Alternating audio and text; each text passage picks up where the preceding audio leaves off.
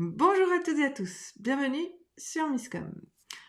Cette semaine, on aborde la notion d'opt-in. Est-ce que vous vous êtes déjà posé la question de savoir ce que c'était?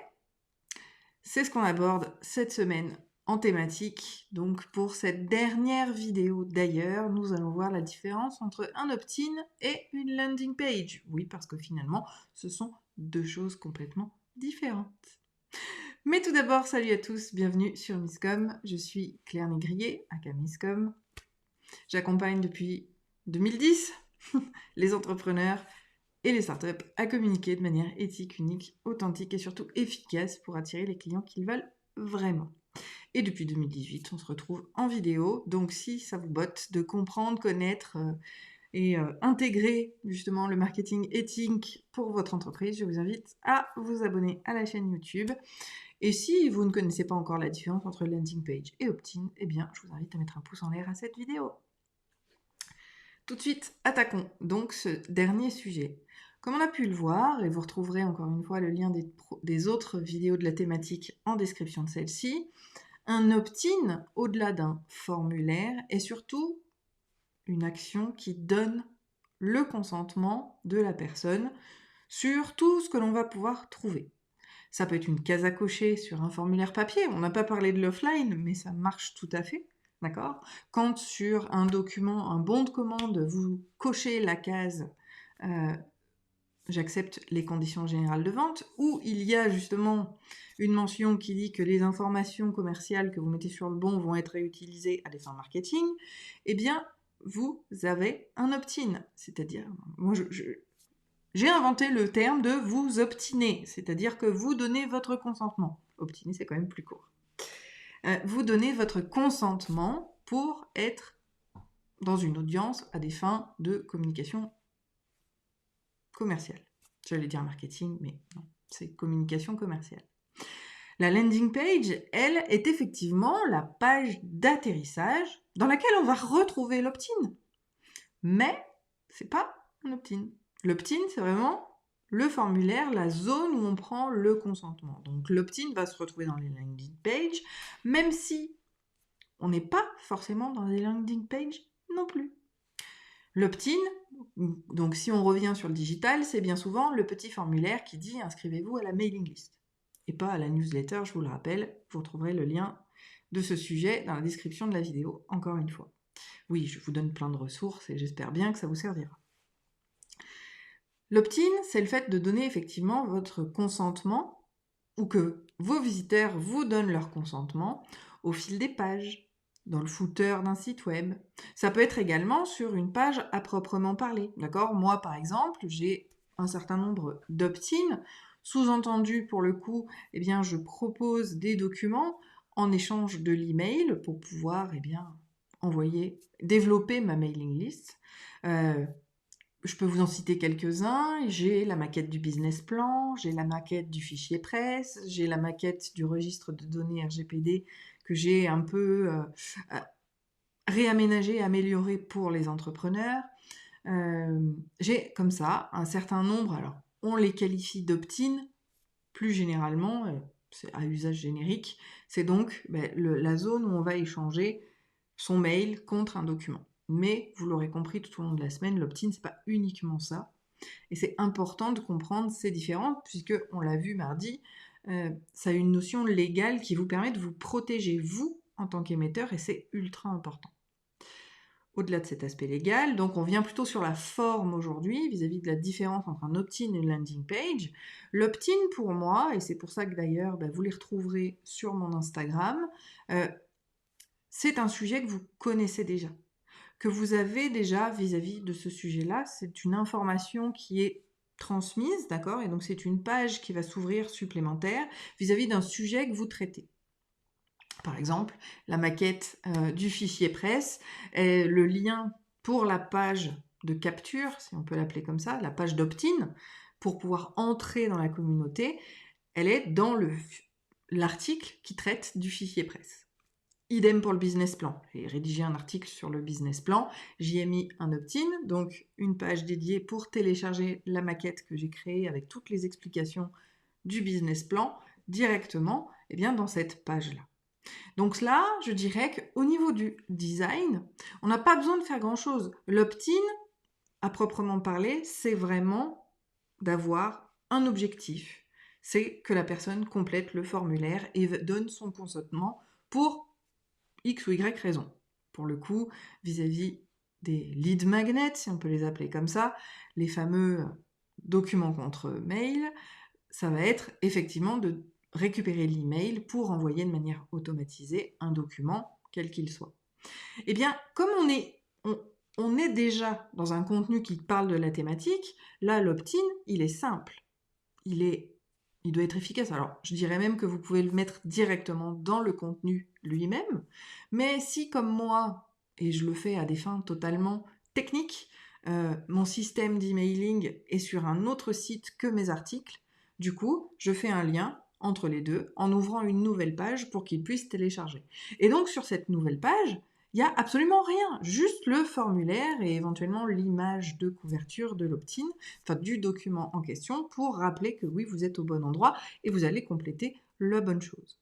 Donc là, l'idée, c'est vraiment de pouvoir identifier qu'on est effectivement là où on veut récupérer le document, mais on ne souhaite rien de plus, puisque l'objectif de cette page d'opt-in, c'est bien que la personne obtienne son document en donnant son email. Donc pour moi, c'est une page, entre guillemets, blanche, avec uniquement, éventuellement, un visuel qui rappelle que vous êtes au bon endroit, et le formulaire.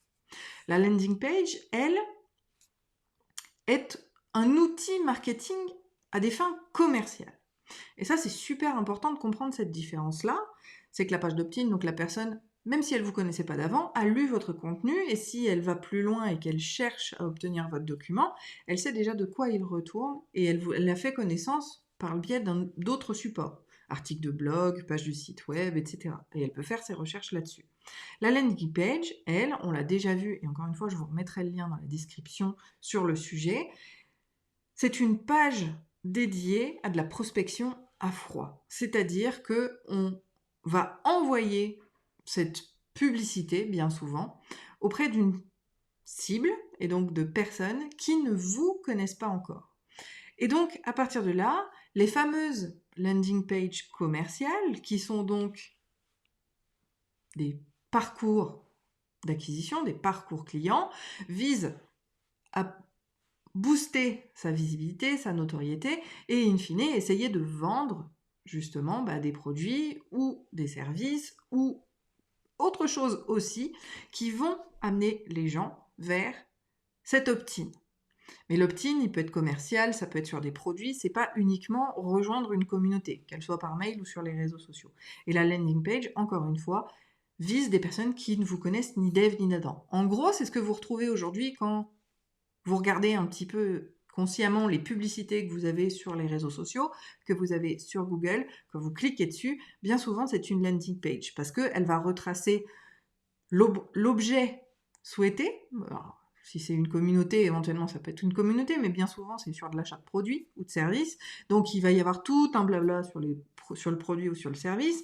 Vous avez aussi souvent un bloc qui va reprendre la présentation de l'entreprise, puisque vous arrivez sur une page dont vous ne connaissez probablement pas l'émetteur. Donc l'idée, c'est aussi de se présenter. C'est pour ça que ces landing pages, c'est un peu des pages fourre-tout, parce qu'on est obligé de reprendre tout l'historique pour essayer de convaincre la personne qui est arrivée sur la page de, effectivement, soit rentrer dans la communauté par le biais de l'opt-in, soit effectivement d'acheter le produit ou service.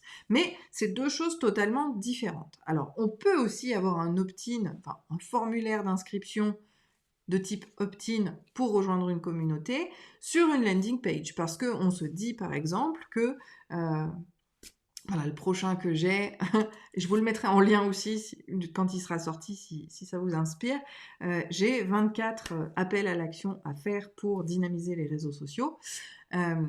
Ça, c'est un opt-in, puisque j'échange ce document avec mon mail. Mais peut-être que, je ne le ferai pas parce que je déteste la publicité, mais c'est aussi une stratégie, c'est de se dire que justement c'est hyper pertinent, c'est très intéressant à booster, donc on va faire des ads vis-à-vis de ce sujet-là, et donc là je ne vais pas mettre ma pauvre page blanche avec un simple formulaire, contrairement à celui que vous aurez là sous cette vidéo, puisque vous connaissez le sujet un petit peu, et puis je vous remettrai le lien sur les call to action des réseaux sociaux, puisque c'est une thématique qu'on a traitée sur Miscom. Et donc l'idée, c'est de le lier à ce contenu-là. Donc cet opt-in, cet outil en échange d'un mail et donc du consentement de la personne, va se retrouver en accessible. Je vais reprendre. Vont se retrouver effectivement associés à la vidéo et au contenu sur les call to action, sur les appels à l'action, sur la stratégie des réseaux sociaux, là où ce sera pertinent. Mais comme c'est quelque chose qui va permettre de rendre plus efficaces les réseaux sociaux, je pourrais en faire une landing page à part entière pour pouvoir le promouvoir par le biais d'ads, etc. Donc je vais promouvoir la même chose, ce même document, mais auprès d'une population qui ne me connaît pas encore ou qui ne fait en tout cas pas partie de mon cercle privé, en quelque sorte. Et donc, je pourrais le détourner en publicité et donc en landing page avec les codes des landing pages pour pouvoir essayer de toucher de nouvelles personnes pour grossir ma communauté. On a un objectif d'acquisition de personnes, même si je déteste le terme d'acquisition parce que rien n'est jamais acquis, c'est tellement faux. Malheureusement, c'est les termes qu'on comprend aujourd'hui. Donc, on peut avoir des opt-in dans des landing pages. On peut aussi avoir cette notion d'opt-in donc sur des pages complètement blanches. Mais une landing page n'est pas forcément un opt-in puisqu'il n'y a pas forcément de notion de consentement à proprement parler et le dessin des deux sont complètement différents. Allez à l'efficacité quand vous parlez d'opt-in et que vous mettez un lien pour télécharger un document. Il n'y a pas besoin de faire de blabla ou éventuellement, moi je le mettrais plutôt dans le mail qui suit, justement pour travailler la séquence d'accueil par rapport à cela. C'est encore un autre sujet. Mais vous pourriez mettre juste 2-3 lignes sur cette page d'opt-in qui va viser à à donner son mail contre l'échange de votre document. La landing page, elle, est une action commerciale qui vise à trouver des prospects froids et à les réchauffer. Malheureusement, c'est les termes appropriés que vous connaissez sans doute. Si vous avez des questions, n'hésitez pas à les mettre en commentaire, des réflexions aussi. Qu'est-ce que vous préférez ? On est là pour échanger, je vous le rappelle. On se retrouve demain sur Facebook pour le question-réponse. Et puis, compléter cette thématique-là, si jamais j'ai des nouvelles idées sur le sujet. Et si vous avez des questions, des interrogations, des réflexions, des pratiques, je vous invite à les partager encore une fois en commentaire, puisque YouTube est aussi une zone de communauté où on est là pour créer du lien. Et c'est super important, ne serait-ce que pour moi. Je vous souhaite une très bonne journée, un très bon appétit. On se retrouve vendredi sur Facebook et lundi pour une prochaine thématique. Ciao!